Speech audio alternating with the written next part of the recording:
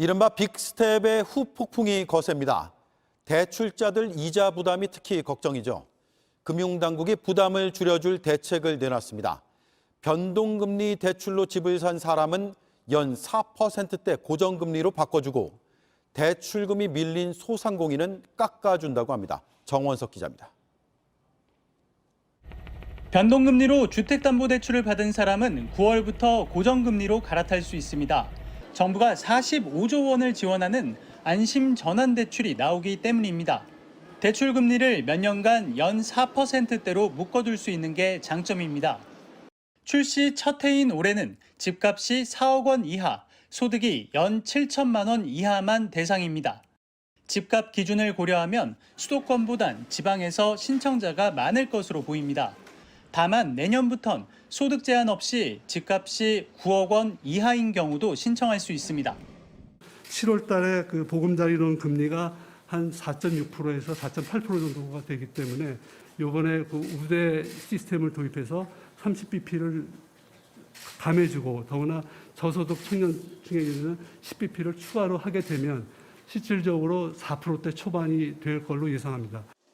안심 전환대출 대상이 안 된다면 금리 상한형 대출로 갈아타는 방법도 있습니다.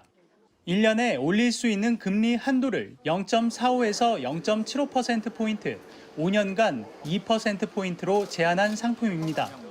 세입자 입장에선 전세금 구하기가 좀 더 수월해질 것으로 보입니다.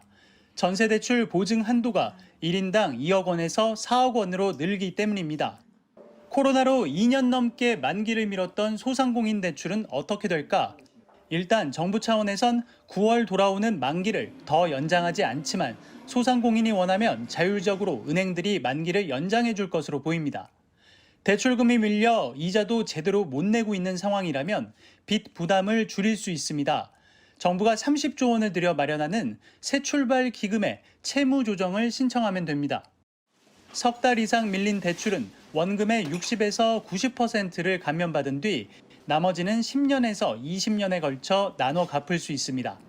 JTBC 정원석입니다. 물가 잡으려고 한국은행이 금리를 계속 올리자 대출 금리도 같이 뜁니다. 대출받아 집 산 사람들 부담이 더 늘어날 테니 정부는 날마다 뛸 변동 금리를 낮은 고정 금리로 바꿔주겠다고 했습니다. 그런데 수도권에 있는 사람들을 중심으로 오히려 이건 역차별이다 하는 불만이 터져 나온다고 하는데요. 팩트체크 해보죠.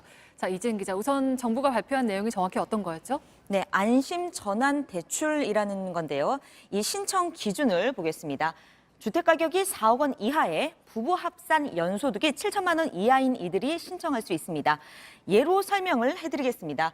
연 5% 변동금리로 주택담보대출로 2억 원을 빌렸었는데 이걸 우대금리를 받으면서 4%대 고정금리 대출로 갈아탈 수 있게 해준다는 겁니다. 이렇게 되면 월 이자가 85만 원에서 76만 원으로 9만 원가량 줄어듭니다. 네, 그러니까 지금보다 금리가 더 싸기도 하고 더 뛸 걱정이 없으니까 좋은 건데 역차별이라는 주장은 그럼 왜 나오나요? 네, 수도권 특히 서울에서 빚을 내서 집을 산 이들의 경우 이번 경우에는 거의 혜택을 보지 못할 거라는 겁니다. 올해 서울 주택 평균 매매 가격은 10억 원에 가깝고요. 경기도는 5억 원이 넘었습니다. 그런데 시세 4억 원을 기준으로 이런 혜택을 준다고 하니 비수도권 주택 소유주만 대상이 되는 거 아니냐 이런 불만이 나오는 겁니다. 네, 그러면 실제로 대상자들, 그러니까 그런 혜택을 받을 걸로 예상되는 사람들이 수도권과 비수도권에서 각각 어느 정도일 거라고 정부는 보고 있습니까? 네, 취재를 해보니까요. 수도권과 비수도권 비율을 4대 6 정도로 예상을 하고 있었습니다. 이 근거가 지난 2019년에 정부가 안심전환 대출을 한 적이 있었는데요. 당시 비율이 수도권은 46.7%, 비수도권은 53.3%였다는 겁니다. 네, 근데 3년 전 2019년하고 지금은 집값이 완전히 다르잖아요. 네, 사실 2019년 당시의 경우를 보면 이 서울의 경우 혜택 대상이 8%가 채 안 됐었습니다. 네, 정부는 이번에 혜택받는 대상이 최대 27만 명 정도 될 것이라고 했는데요. 당시 비율로 계산을 해보니 서울은 2만 명 정도가 되는 겁니다. 하지만 그 사이에 이 수도권 아파트 가격도 크게 오른 상황이라서 지방 아파트나 다세대 주택 등에 사는 이들이 상대적으로 더 많은 혜택을 누리게 될 것으로 보입니다. 네, 그러면 정부는 왜 그 기준을 4억 원이라고 정했습니까? 더 올리면 안 되는 겁니까? 네, 여당에서도 이 기준을 6억 원으로 올리자 이런 주장이 나오기는 했습니다. 하지만 정부가 반대했습니다. 25조 원이라는 예산 제약이 있다는 겁니다. 지난 2019년의 경우 신청 기준을 9억 원으로 했다가 실제 혜택을 받는 커트라인이 2.7억 원으로 확 낮아졌습니다. 그런 바람에 이 신청자도 탈락자도 많아서 논란이 된 적이 있었는데요.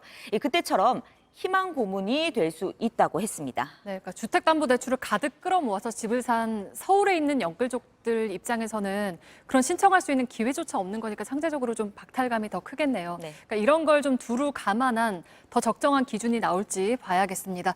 팩트체크 이지은 기자였습니다.